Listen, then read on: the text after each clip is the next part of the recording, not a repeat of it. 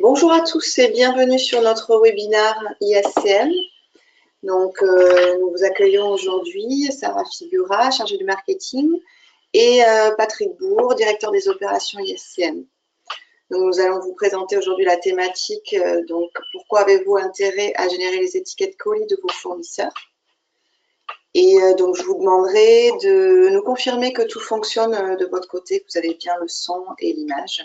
Donc, vous avez la partie de chat en bas à droite de votre écran. Vous pouvez communiquer avec nous et nous dire si tout fonctionne bien de votre côté. Donc, je vais laisser la parole à Patrick Bourg qui va vous présenter donc cette thématique pendant 30 minutes. Et on réservera 15 minutes à peu près de questions, si vous avez des questions, à la fin du webinaire. Donc, vous pourrez les poser par le biais du chat. Patrick, je te laisse la parole.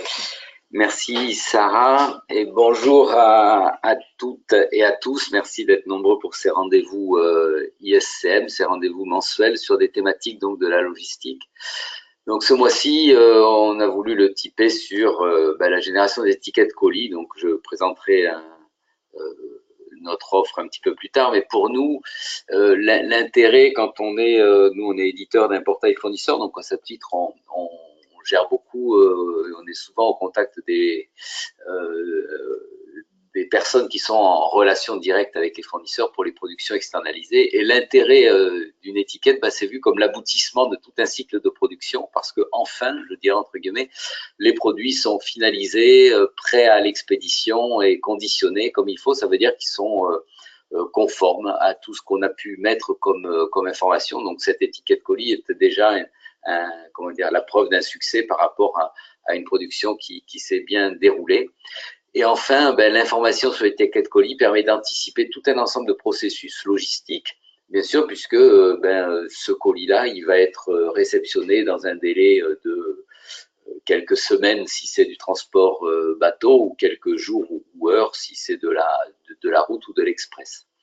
Donc, quelque part, il est extrêmement important d'avoir une information de qualité, puisque à la réception, et même avant même la réception, on est capable de pouvoir afficher la disponibilité à terme de tout un ensemble de produits, ou de s'organiser pour pouvoir réceptionner ce produit.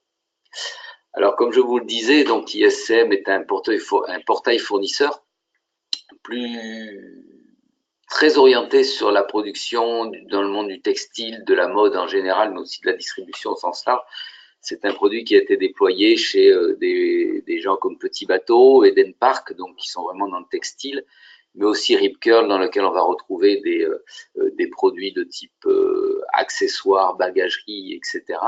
Et chez Hermès, qui utilise le ISM comme portail fournisseur pour l'ensemble de ses productions, où on va retrouver toutes les productions de luxe que l'on peut imaginer, avec évidemment de la vaisselle, de l'ameublement, etc. Donc c'est un portail fournisseur qui peut s'adapter largement au-delà du simple textile, mais qui va gérer tout ce qui est variante et composante, taille, couleur, et c'est ça qui va être intéressant. Alors très rapidement, et à chaque fois, donc l'intérêt pour ces gens-là, c'était de créer bien sûr la relation avec leur fournisseur, mais de maîtriser surtout l'information qu'ils allaient pouvoir, et tout le flux d'informations qu'on allait pouvoir capter tout au fil de ce suivi de la production. Alors je vous propose 2 minutes de regarder le portail fournisseur, et on reviendra après pour remettre la fameuse étiquette colis dans son contexte. Le marché concurrentiel du prêt-à-porter et de la mode en général impose une pression commerciale de plus en plus forte. L'enjeu est d'être capable de répondre aux demandes spécifiques de chaque client, alors même que la production peut être externalisée à l'autre bout du monde. C'est là la force du portail fournisseur ISCM, qui harmonise le suivi des approvisionnements et la planification entre tous les acteurs. Les commandes sont soumises aux fournisseurs pour confirmer les coûts, les quantités, les dates de réception des matières premières ou des produits finis. Les échanges permettent d'identifier au plus tôt les contraintes de production pour valider les jalons de suivi.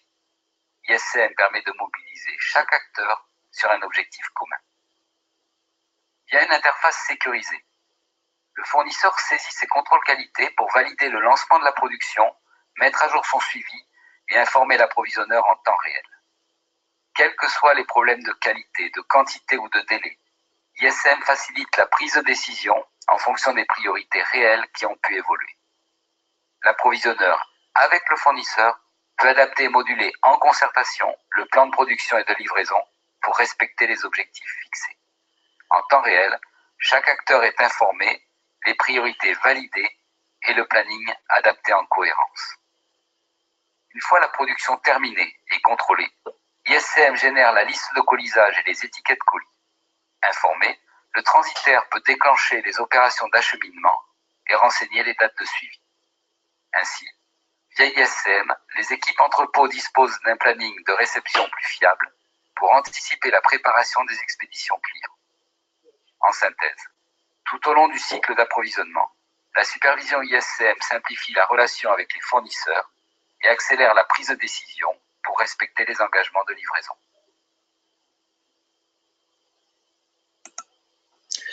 Voilà, donc vraiment, on prend conscience du côté final de l'étiquette colis et de l'importance des informations que l'on va pouvoir gérer. Alors, les trois grands rôles que l'on peut afficher à l'étiquette colis, ça va être, le premier, c'est de déclencher le processus d'acheminement. C'est-à-dire, tant que j'ai pas cette étiquette et tant que j'ai pas mon colis, je ne peux pas expédier. C'est une lapalissade, mais l'un dans l'autre, ça permet aussi d'avoir un contrôle à distance. Le fait de pouvoir générer et de maîtriser l'édition de l'étiquette colis de fournisseur, ça vous permet, et on le verra tout à l'heure dans la démonstration, de maîtriser à tout moment le conditionnement de la production, c'est-à-dire de garder la main sur la capacité qu'aura votre fournisseur à pouvoir expédier ou pas sa production. Donc ça, c'est très important, et de pouvoir à tout moment interférer et pouvoir éventuellement refaire un contrôle qualité ou relancer une discussion avec le fournisseur qui ne pourra pas expédier sa marchandise, je le redis, tant que vous n'aurez pas quelque part ouvert la possibilité de générer cette étiquette colis. L'intérêt aussi de cette étiquette colis et de maîtriser l'information qui est sur l'étiquette colis, c'est que l'étiquette colis va permettre évidemment de pouvoir constituer la packing list, ou du moins la packing list va permettre de générer l'étiquette colis, mais l'un dans l'autre, ça veut dire que si on a une information crédible sur l'étiquette colis, qui est l'information la plus fine, on aura une information crédible sur la packing list, et on sait que l'ensemble de ces informations relative à la packing list, mais relative aussi à la production du produit fini, par exemple un certificat d'origine, un certificat CITES, d'autres informations de qualité ou de contrôle peuvent permettre d'alimenter un dossier douanier avec plus de pertinence et donc de pouvoir fiabiliser le processus d'acheminement lui-même par rapport à la rigueur des informations que vous allez pouvoir transmettre à l'administration, voire à vos transitaires pour qu'ils puissent les prendre en charge. Et enfin, l'étiquette colis va permettre de simplifier la réception parce que lorsque l'on a, et quand je parlais de Rip Curl tout à l'heure, qu'il y a en ce moment actif 450 fournisseurs sur l'Europe, en Australie d'autres fournisseurs, même s'il y en a certains qui sont communs, en Asie aussi, aux États-Unis, enfin sur la zone Amérique, d'autres fournisseurs. Tous les fournisseurs de la planète Rip Curl ont exactement la même étiquette. Ça veut dire que quand on est en réception en entrepôt, un colis qui arrive a toujours les mêmes informations, ce qui va permettre de créer des automatismes au niveau de la réception pour gagner du temps, ne serait-ce qu'au dépotage des containers ou au contrôle de la réception complète des commandes, des livraisons. Mais ça veut dire aussi que donc faciliter le tri, la manipulation au niveau du dépotage, mais ça veut dire aussi qu'on a cette information largement en amont, ce qui va permettre de pouvoir anticiper toute l'organisation nécessaire pour la mise en place, pour la réception des colis.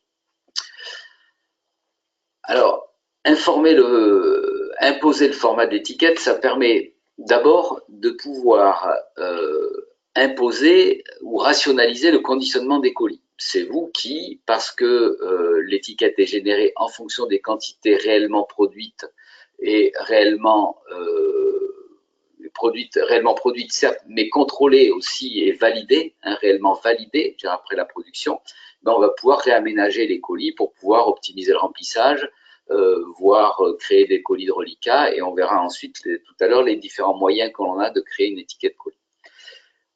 On va pouvoir gérer, comme le dessin le montre, avoir des colis qui vont être des packs à la taille, donc des colis S en jaune, vert, bleu, rouge, ou des colis packs à la couleur, c'est-à-dire une répartition de taille pour une même couleur, voire un pack au modèle où je vais avoir une dispersion sur une matrice donnée de toutes mes SKU dans un même colis.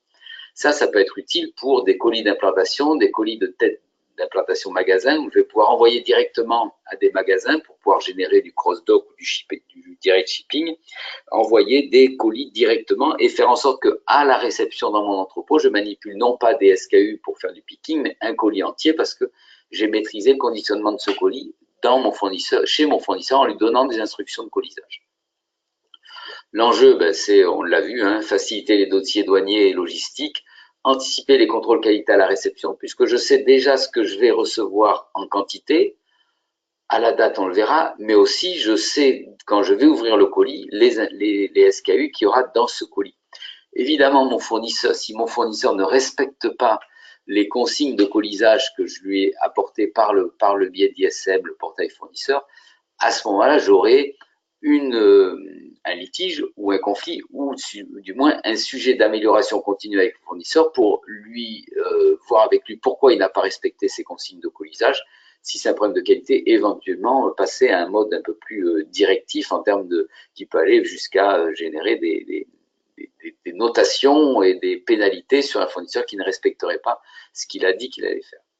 Et ça veut dire aussi que si j'ai cette information extrêmement en amont, je vais pouvoir compter sur ce stock à venir pour pouvoir planifier mes expéditions clients et déjà pouvoir servir des clients ou avertir des clients sur le fait que la marchandise arrivera à telle ou telle date, ou du moins faire en sorte que les gens de l'équipe commerciale puissent éventuellement prioriser certains clients dans des préparations ou des expéditions clients par rapport à des contextes commerciaux particuliers.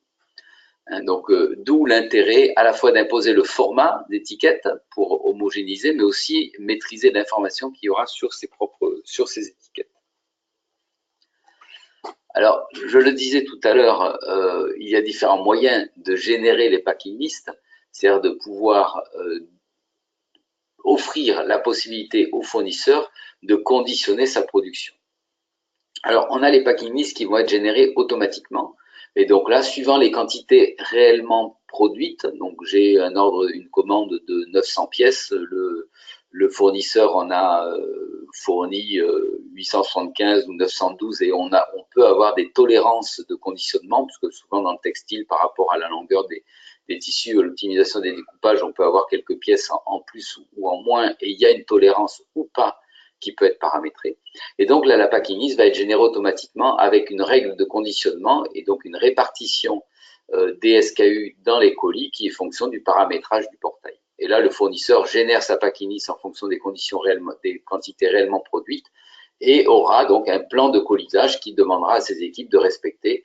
Et donc, sur le colis 1, j'aurai à mettre X 30 t-shirts jaunes et je collerai mon étiquette dessus ou mes deux étiquettes pour respecter un étiquetage sur au moins 3 faces, ce qui permet d'avoir l'information plus rapidement quand on manipule le colis ou suivant la manière dont il est rangé sur la palette. D'être à peu près sûr d'avoir la lecture d'une étiquette faciale. Donc là, on a une étiquette générée automatiquement.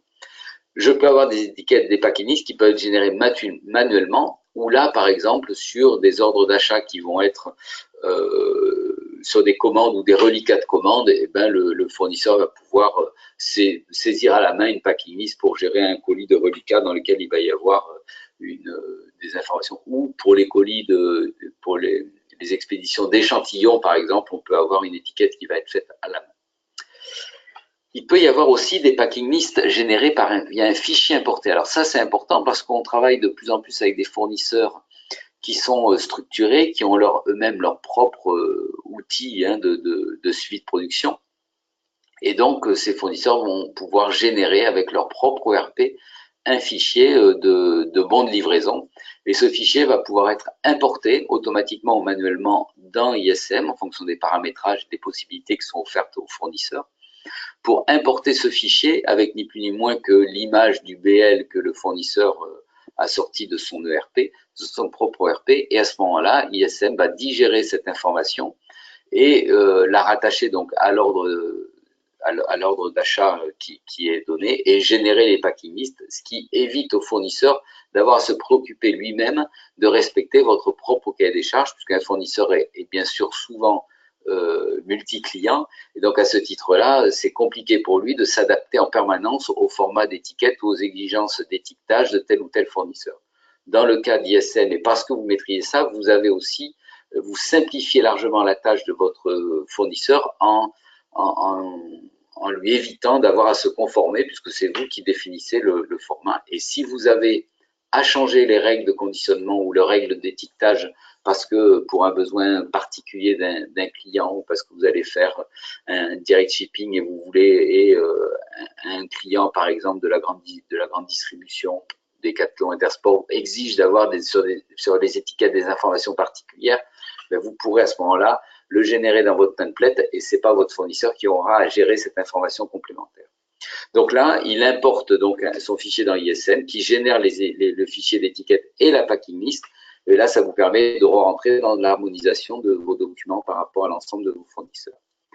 Et le quatrième moyen de générer une packing list, que l'on va appeler poussée par le physique ou une packing list multimodèle, permet aux fournisseurs en fin de ligne de production de biper avec par exemple avec une douchette ou une application mobile qui peut être ISCM en mode Wi-Fi, hein, de biper les produits, les SKU qui sont réellement prêts à être expédiés et de constituer ou des colis ou des trolley, parce que souvent dans l'industrie du luxe ou dans l'industrie du cuir ou de la maroquinerie, souvent on va finir les productions en fonction de la matière première va dicter ce que l'on va produire et sur une peau on va pouvoir faire 2 sacs à main, 3 ceintures et 2 portefeuilles par exemple. Donc on n'a pas forcément une production en ligne, hein, comme on peut l'avoir dans le textile où on va d'abord faire tous les t-shirts d'une certaine couleur, toutes les chemises avec une certaine design ou autre ou style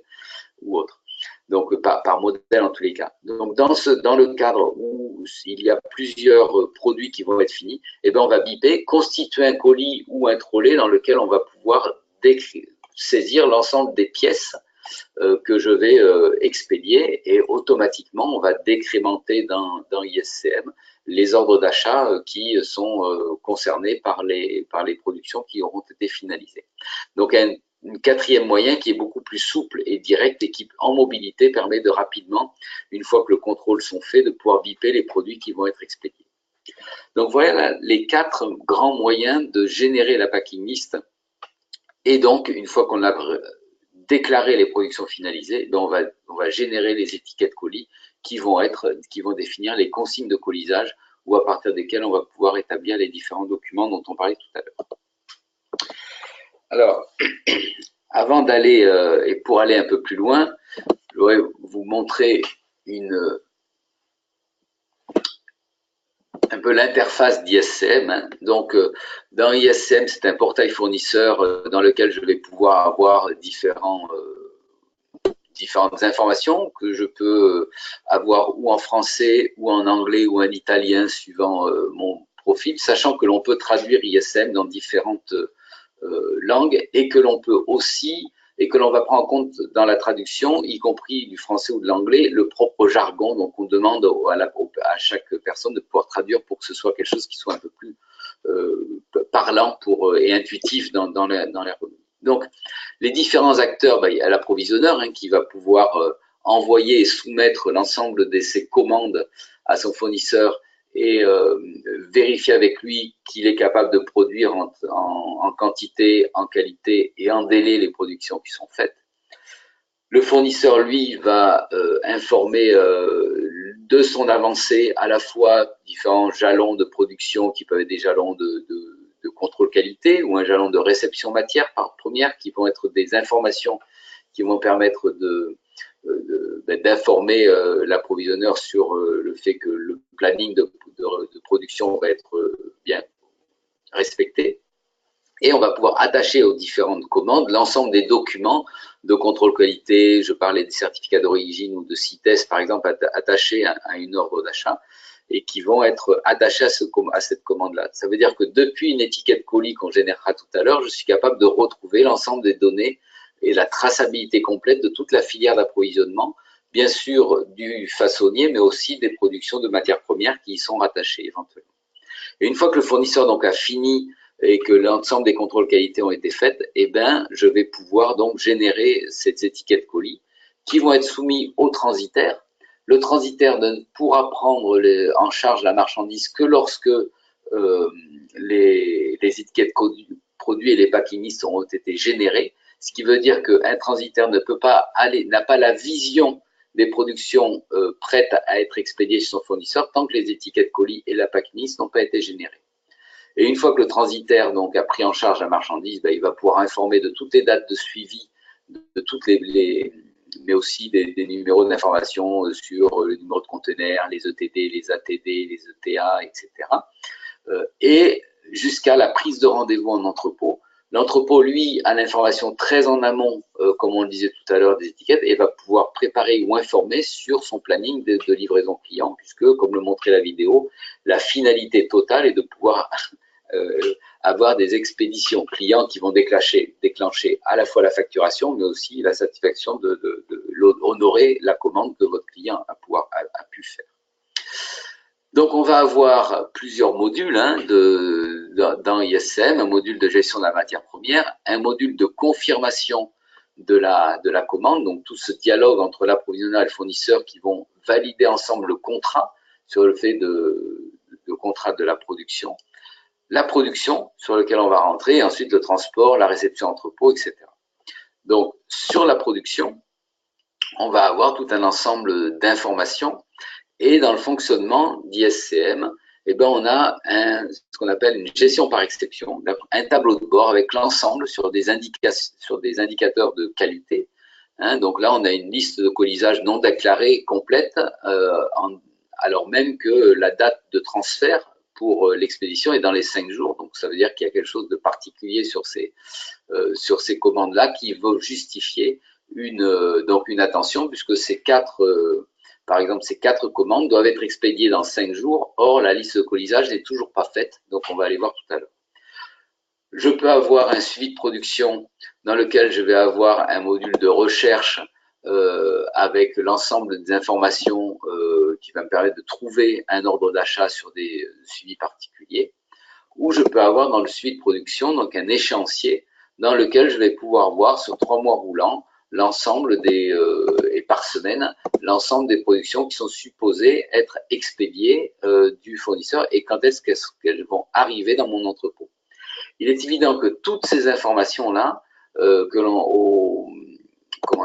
tout au long du cycle de la production, vont conditionner les informations qui seront sur l'étiquette colis. Donc, si je vais dans mon tableau de gestion par exception et si je veux me concentrer sur ces 4 ordres d'achat sur lesquels je n'ai pas pu générer ma liste de colisage puisque j'ai beaucoup de rouge d'informations concernant cette partie-là. Donc, si je vais sur cette information-là, par exemple, je vois que là, j'ai un ordre d'achat, c'est le numéro 5-1. C'est un ordre d'achat normal, ça pourrait être un ordre d'achat d'échantillon ou de tête de série. C'est pour mon modèle mule sabot, donc ça doit être des chaussures, on l'a vu tout à l'heure. Là, je vois que j'ai une demande de changement. La demande de changement est une demande où mon fournisseur me demande, lié à un problème technique, de décaler la date de sortie usine du 29 mars au 8 avril. Là, je vais lui répondre pour le besoin de cette démonstration que je suis d'accord avec lui et que j'ai pas de problème particulier là-dessus. Et donc, je vais valider la demande qu'il me fait. Et cette demande donc va pouvoir sortir de cet aspect-là puisque j'ai traité sa propre demande et je vais pouvoir entrer dans le traitement de cette demande. Si je vais sur cette et donc la production va pouvoir suivre son cours. Si je vais sur cet ordre d'achat-là, je vois que il est bloqué parce que les barèmes de mesure n'est non valide. Donc je vais aller renseigner ce barème de mesure. Donc en disant voilà, là c'est un organisme, c'est l'organisme interne et ce barème de mesure est OK. Donc je sais que mon size 7 est conforme. Là, je vais aussi renseigner, donc là, c'est une organisation externe, ça peut être, peu importe, j'ai pu déléguer ou mandater quelqu'un, un agent externe en Chine, par exemple, pour aller faire et contrôle, il est valide, donc je vais pouvoir le valider à ce moment-là. Et je vais faire le dernier, alors je vais juste aller me rappeler, donc c'était le 87. le 88.1. Donc là, il est OK aussi. Donc là, c'est un contrôle interne et il est OK. Et donc, j'ai validé mes contrôles qualité. Donc, ça veut dire que à ce stade-là, mon ordre d'achat donc est conformé. Mais j'ai toujours, je vois, il est toujours bloqué pour l'expédition. Il y a toujours une croix rouge à ce moment-là. Donc, je vais aller éventuellement. Il est bloqué parce que j'avais besoin d'une information complémentaire et que donc je ne souhaitais pas que mon fournisseur puisse expédier l'expédition. Et je peux, moi, à tout moment, aller débloquer ce blocage en disant nous avons trouvé un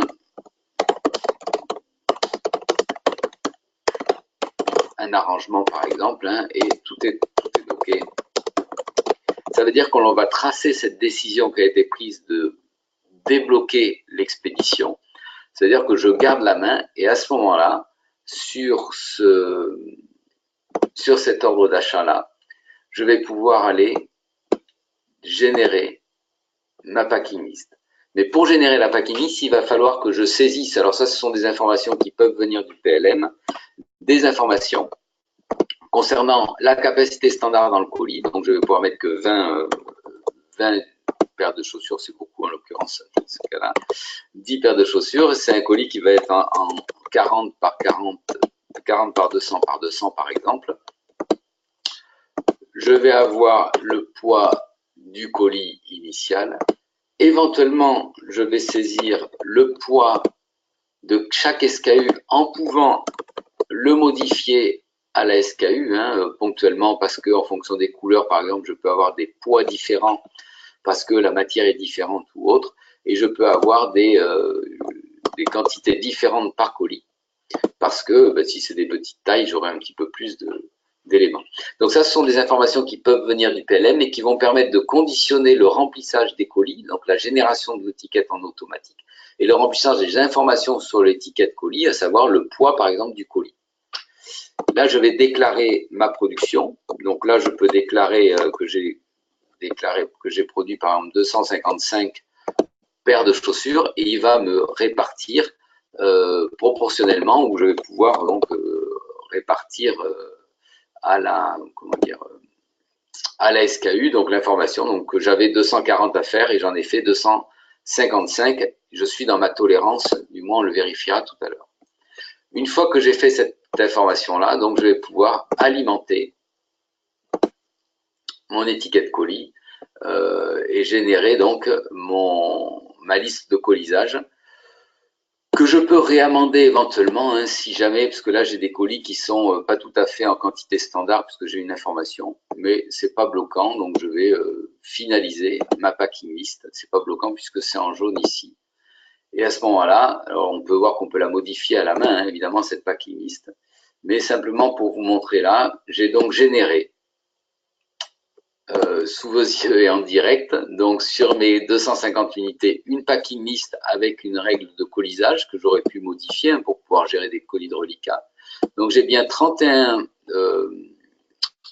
250 pièces réparties sur 32 colis qui ont été faites. Donc ça, c'est ma packing list et cette packing list a l'ensemble des informations qui m'intéressent.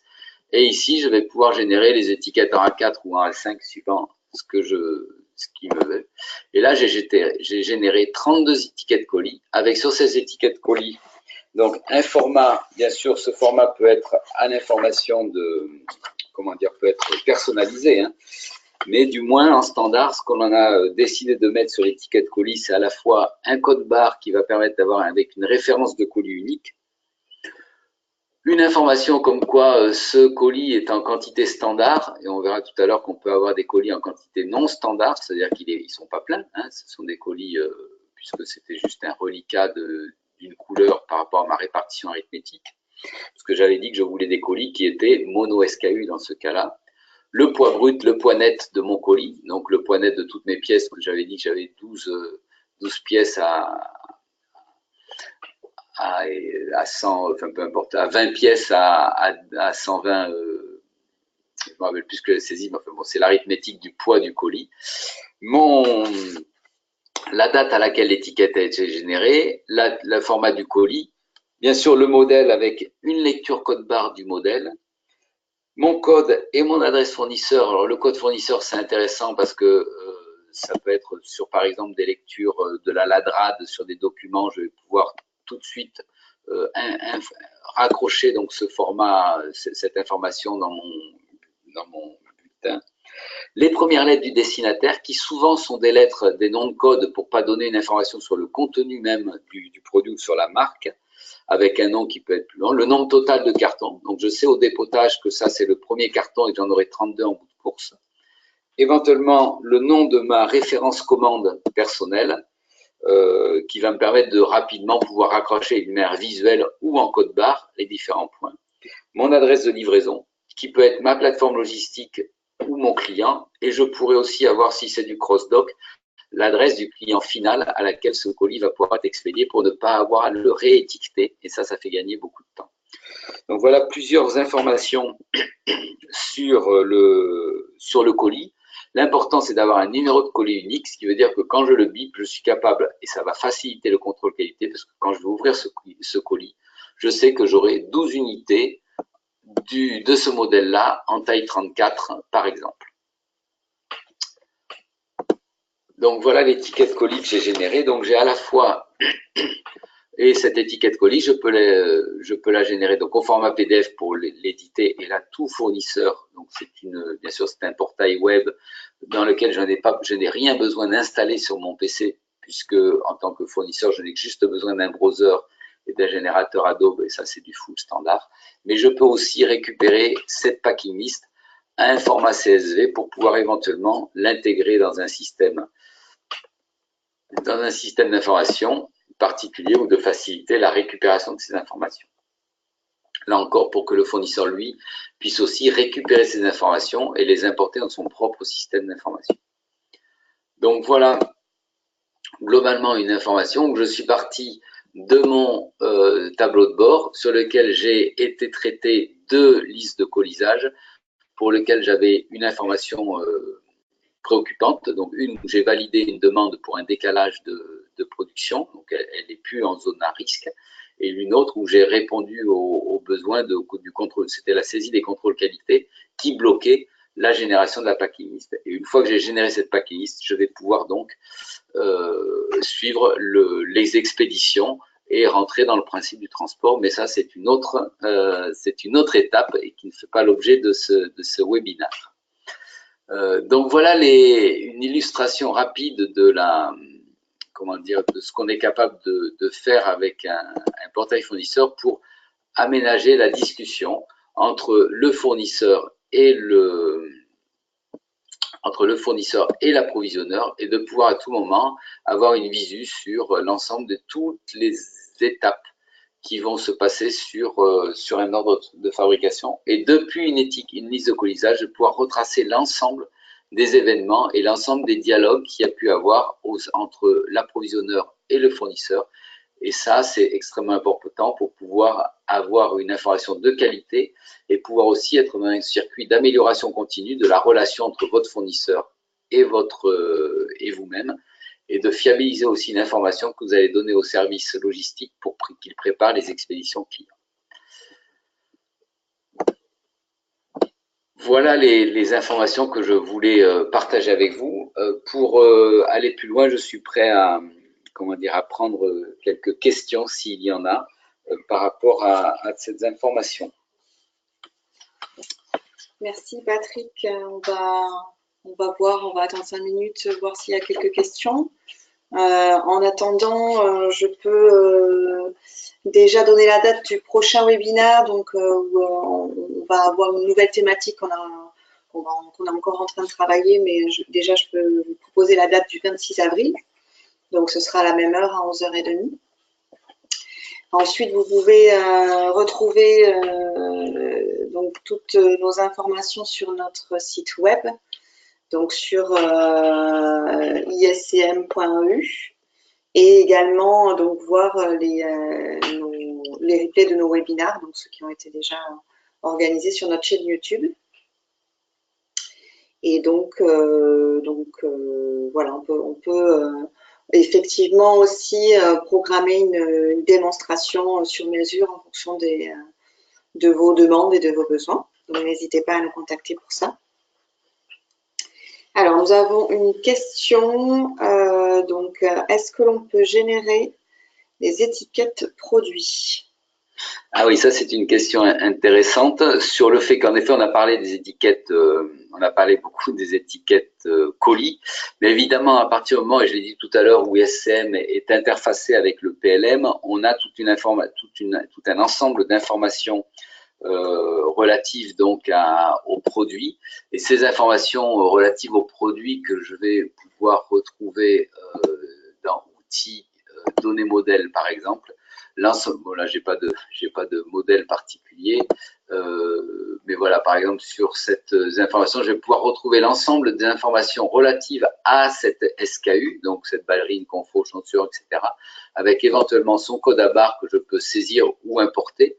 Et voilà l'ensemble des codes à barre. Et ces informations, je peux les mettre à disposition du fournisseur pour que lui-même puisse éditer les étiquettes produits qu'il pourra aménager avec un code barre ou autre, et ces étiquettes peuvent être d'ailleurs éditées sur du tissu pour être cousues et donc pour garder vraiment l'ensemble des informations relatives donc aux produits et même relatives à des lots de matières premières qui pourraient être utiles. Par exemple, on l'avait fait pour Armorlux ou quand ils avaient travaillé avec la police nationale, où il y avait un contrat moral et une traçabilité complète de la filière d'approvisionnement et du coton biologique qui servait à faire les polos. Et on avait donc cette information sur l'étiquette qui permettrait donc depuis la lecture d'une étiquette sur un polo de pouvoir retrouver l'ensemble de la filière jusqu'au champ de coton globalement qui avait servi donc qui avait été utilisé pour pouvoir tisser le produit, etc., etc. Donc, en effet, on a tous les éléments pour pouvoir éditer les étiquettes produits et permettre aux fournisseurs, au lieu d'avoir, parce qu'on sait que c'est fastidieux, d'avoir à envoyer aux fournisseurs les étiquettes produits qui vont servir ensuite donc à être utilisées pour la production et la finalisation des produits. Voilà donc la réponse que l'on peut faire. Merci Patrick. Donc pour le replay, oui, donc effectivement, comme je vous le disais, on vous enverra un lien pour accéder au replay qui sera en ligne en fait sur notre chaîne YouTube. Donc vous pourrez le visionner à nouveau également. Merci à tous. Merci à tous de votre participation et à notre prochain rendez-vous donc le 26 avril. Merci, très bonne journée.